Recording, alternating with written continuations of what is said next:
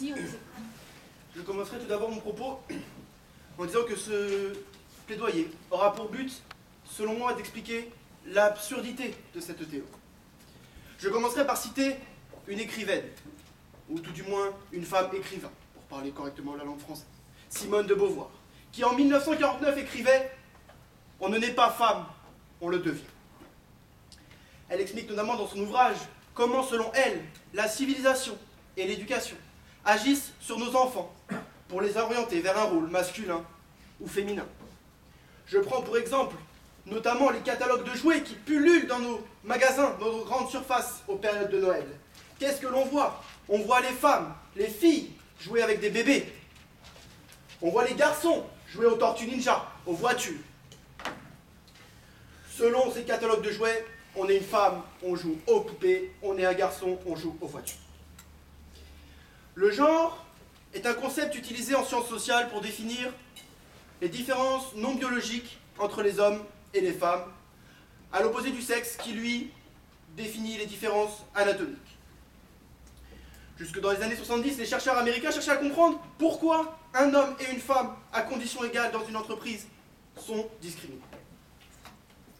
Depuis 2011, nombreux d'entre vous, chers jurys, chers auditoires, ont pu voir dans les médias l'apparition de ce mot genre, ou bien gender en anglais, terme utilisé et importé des États-Unis.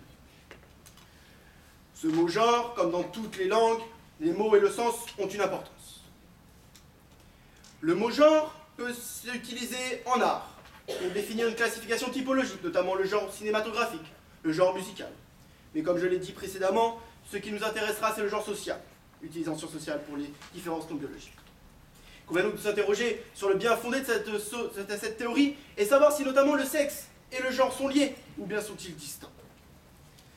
La différence entre sexe et genre apparaît aux États-Unis en 1950 quand pour la première fois des psychiatres sont mis face à des cas d'hermaphrodisme et de troubles de l'identité sexuelle appelés transsexualisme. Évidemment, en faisant ma plaidoirie, j'ai interrogé du monde autour de moi et quand je leur ai demandé si sexe et genre selon eux sont liés, on m'a tout simplement répondu « Bah non, que faire des transsexuels? Ces hommes, ces femmes qui anatomiquement sont un homme ou une femme, mais socialement et psychologiquement sont le sexe opposé. » Le déploiement de mon identité s'étaye sur la reconnaissance de ce que je suis. Je suis ce que je suis car les autres pensent que je le suis. Je prendrai pour exemple deux choses. Tout d'abord un film, sorti en 2011, Tomboy. Il raconte l'histoire de Laure, petite fille de 10 ans, véritable garçon manqué, Tomboy en anglais. Elle se fait passer pour un garçon tout simplement parce que la fille qu'elle rencontre la prend pour un garçon.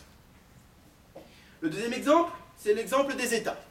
Un État est un État si les autres États reconnaissent que c'est un État. Je suis ce que je suis, car les autres pensent que je le suis. Dans les années 70, ce terme sera utilisé pour critiquer la répartition des rôles sociaux attribués aux hommes et aux femmes. Je prendrai pour exemple l'image d'un catalogue de jouets d'une marque que je ne citerai pas, en novembre, qui a fait polémique, car elle avait mélangé les genres.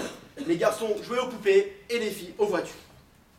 La revendication de l'égalité va utiliser ce terme pour contester toute fatalité sociale. Avoir un utérus, mesdames, ne signifie pas être prédéterminé à faire le ménage. Le sexe ne se réduit pas donc à l'appareil génital. Ce n'est pas parce qu'on a un vagin ou un pénis, excusez-moi le terme utilisé, que l'on est forcément fait pour garder les enfants et le ménage ou aller travailler.